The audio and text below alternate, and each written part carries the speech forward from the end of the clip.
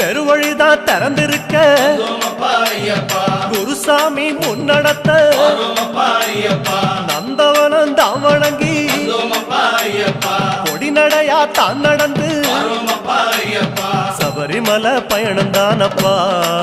சாமி வழித்துணையா வந்து சேரப்பா சபரிமலை பயணம் தானப்பா சாமி வழித்துணையா வந்து சேரப்பா பேரூரு தோடு மேல பொறி போட்டு பூச பண்ணி கோட்டப்பாடி அத நெருங்கி இலை எடுத்து பூச பண்ணி காந்தமல ஜோதியானவா எங்க காவலாக வந்து சேரப்பா காந்தமல ஜோதியானவா எங்க காவலாக வந்து சேரப்பா சன்னதியில் கட்டுங்கட்டி